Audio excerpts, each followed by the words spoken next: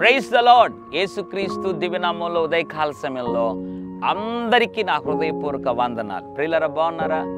మిమ్మల్ని ఒక ప్రశ్న వేయాలని ఆశపడుతున్నాను. మీలో ఎంతమంది మంచి క్రియలు చేస్తున్నారు?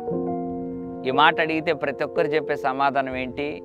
మేము చెడ్డ క్రియలు చేస్తున్నామండి అని ఎవరు అనరు. మేమందరం మంచి క్రియలే చేస్తున్నాం, దేవునికి ఇష్టమైన క్రియలే చేస్తున్నాం అని చెప్తారు. కొంతమంది నిజంగానే వారు ఇచ్చిన జవాబును బట్టి వారు మంచి క్రియలే, దేవునికి ఇష్టానుసారంగానే జీవిస్తూ ఉంటారు.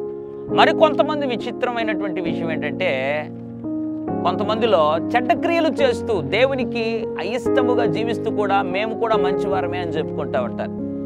ఏది ఏమైనా దేవునికి అన్నీ తెలుసు. దేవుడి ఉదయకాల సమయంలో ఒక మాటను జ్ఞాపకం చేస్తున్నాడు. రోమపత్రిక 2వ అధ్యాయం 6వ వచనం.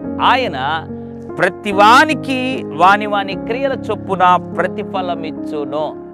దేవుడంట ప్రతి వానికి, భూమి మీద ఏ ఒక్కరిని వదిలిపెట్టకుండా ప్రతి వానికి వాని క్రియల చొప్పున ప్రతిఫలం ఇస్తాడు. మంచి క్రియలు చేసిన వానికి మంచి ప్రతిఫలం ఉంటుంది, చెడ్డ క్రియలు చేసిన వానికి దానికి తగినట్లుగా ప్రతిఫలం ఇస్తాడు.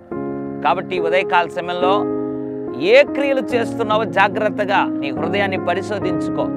ఇతరులకు మేలు చెయ్యి, మంచి చెయ్యి, దుర్బుద్ధిని వదిలిపెట్టు, మోసం చేయాలన్న ఆలోచన వదిలిపెట్టు. ఒకవేళ అటువంటి ఆలోచన ఉన్నట్లయితే ఇప్పుడే పశ్చాత్తాపడి మంచి క్రియలు, మంచి జీవితం నాకు ఈ ప్రభువుని ప్రార్థించి తగు రీతిగా మంచిగా జీవించగలిగితే నీకు దేవుడు ఒకరోజు అద్భుతమైనటువంటి బహుమానాన్ని ఇస్తాడు. కారణం, ఆయన ప్రతి వానికి వాని క్రియలు చొప్పున ప్రతిఫలం ఇస్తాడు. కాబట్టి అందరం కూడా దేవుని వాక్యానుసారంగా జీవిద్దాం, మంచి క్రియలు చేద్దాం, ప్రభు దగ్గర మంచి ప్రతిఫలం పొందుకుంటాం. పరిశుద్ధుడా, ప్రేమగల తండ్రి, నీకు వందనాలు. ఆయన ప్రతి వానికి వాని క్రియల చొప్పున ప్రతిఫలం ఇచ్చునని రోమా 2:6 ప్రకారంగా మాట్లాడినందుకు స్తోత్రం. ఎంతమంది అయితే ఇది మొదలుకొని ప్రభువా మంచిగా జీవించాలి, యథార్థంగా జీవించాలని తీర్మానం తీసుకుంటున్న వారు జ్ఞాపకం చేసుకొని వారికి తగినట్లుగా మంచి ప్రతిఫలం ఇచ్చి మహిమ పొందమని యేసు నామములో ప్రార్థిస్తూ ఉన్నాము తండ్రి. ఆమేన్. God bless you.